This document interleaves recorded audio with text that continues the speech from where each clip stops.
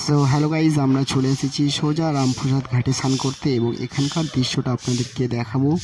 দেখুন কত সুন্দর স্থান এবং এখানে স্নান করলে খুবই শান্তি পাওয়া যায়। তো আমরা তাই সোজা রামপ্রসাদ ঘাটে চলে এসেছি এবং আপনাদের দেখাবো এখানে কি কি করতে হয়। হ্যাঁ, আরেকটা বিশেষ কথা হলো, এখানে স্নান করতে আসলে আপনি 10-20 টাকা খুচরো নিয়ে আসবেন, তাহলে এনাদের দিতে আপনারও সুবিধা হবে। অনেকেই বলেন এখানে স্নান করলে নাকি অনেক পুণ্য হয়, তো তার জন্য আমরা চলে এসেছি এবং এখানেই এই সিঁড়িতে ওঠার দুই পাশে অনেক বৃদ্ধা মহিলা থাকে এবং আপনার যতটুকু সামর্থ্য আপনি তাদেরকে সেইটুকু দিয়ে সাহায্য করতে পারেন।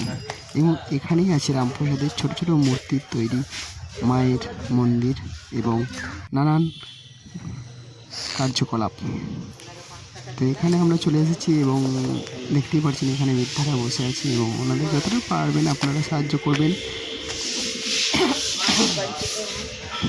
এখানকে স্নান করে উঠতেই আপনাদের এই সব দৃশ্যগুলো আপনারা দুই পাশে দেখতে পারবেন।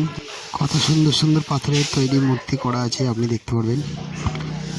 তবে হ্যাঁ, এইসব স্থানগুলো কয়েকশো বছর আগে প্রচণ্ড পরিমাণে জঙ্গল ছিল, তবে এখন সেসব স্থানে আর কোনো জঙ্গল নেই, সব কেটে পরিষ্কার করা হয়ে গেছে এবং এখানে অনেক উন্নত হয়ে গেছে।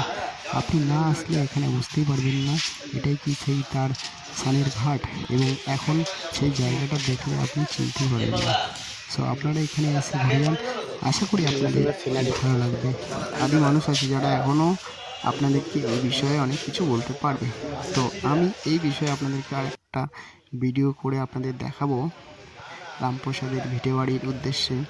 তিনি ওখানে কি করতেন এবং তিনি কি করেছিলেন, তার কী কী স্মৃতি আছে, আমরা সবটুকু ওখানকারই এক সদস্যের কাছ থেকে জেনে নেব। প্রায় তারও বয়স 60-70-এর কাছাকাছি, ওনার কাছ থেকেই আমরা এসবগুলো শুনে নেব। তার আগে আপনি যদি এখানে স্নান করতে আসেন, এখানে শিবের মন্দির আছে, আপনি এখানে স্নান টান করে পুজো দিতে পারবেন এবং এখানে মায়ের মন্দিরও আছে ডান দিকে, ওটা আপনাদের দেখালাম না, তো ওখানেও আপনি পুজো দিতে পারেন। সো গাইজ, ভিডিওটা ভালো লাগলে আমাদেরকে লাইক করবেন।